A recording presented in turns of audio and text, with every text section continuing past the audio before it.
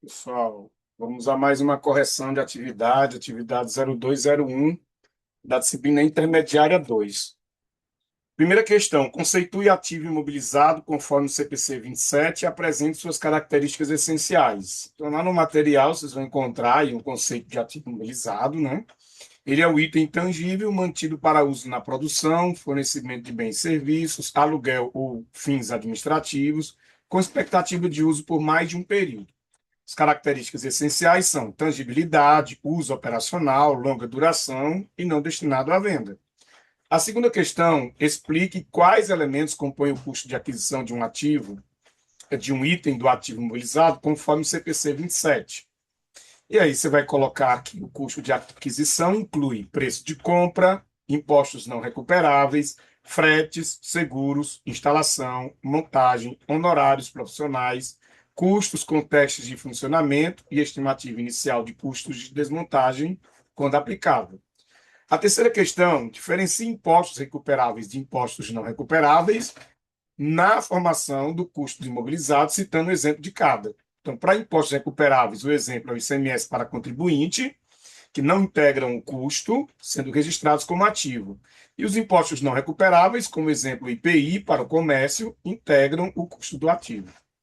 Na quarta questão, você vai relacionar a primeira coluna com a segunda, associando cada gasto ao tratamento contábil, se é capitalizar ou despesa. E aí a nossa coluna ficou igual, né? Frete na aquisição é capitalizar, treinamento de operadores é despesa, instalação da máquina é capitalizar, teste de funcionamento é despesa e manutenção rotineira é capitalizar. A ordem ficará 1, 2, 3, 4 e 5. Quinta questão, defina a depreciação e explique sua finalidade dentro do regime de competência. Depreciação é a alocação sistemática do valor depreciável de um ativo ao longo da sua vida útil. Sua finalidade é confrontar a despesa com as receitas geradas pelo uso do bem, atendendo ao princípio da competência. A sexta questão, conceitue vida útil, valor residual e valor depreciável, explicando a relação entre eles. Você vai colocar aqui que a vida útil é o período durante o qual a entidade espera utilizar o ativo. O valor residual é o valor estimado de venda ao final da vida útil.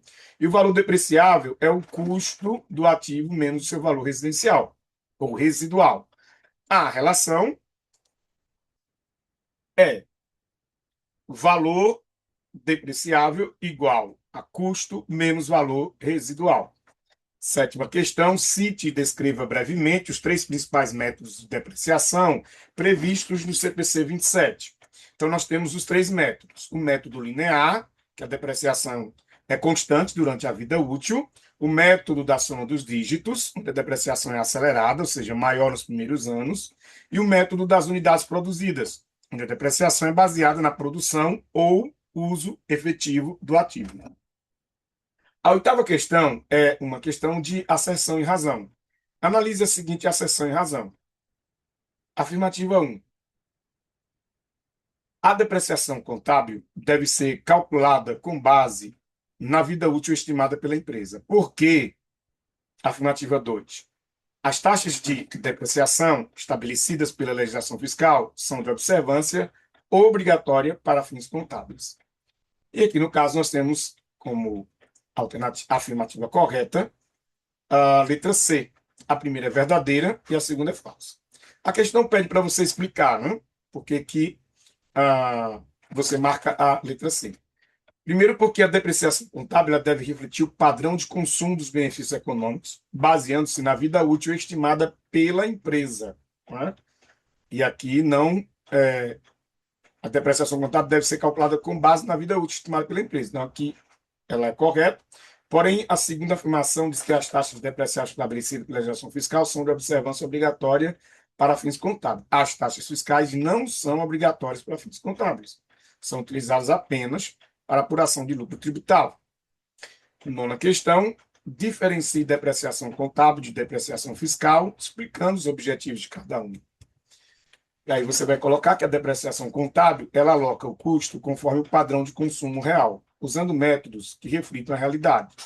Já a depreciação fiscal é calculada conforme a legislação do imposto de renda, geralmente é linear, para determinar o lucro tributável. Décima e última questão, Explique o que é mudança de estimativa contábil no contexto da depreciação e como ela deve ser aplicada, retrospectiva ou prospectivamente. Bom, você vai colocar de acordo com o material que a mudança de estimativa contábil é a revisão da vida útil ou do valor residual de um ativo.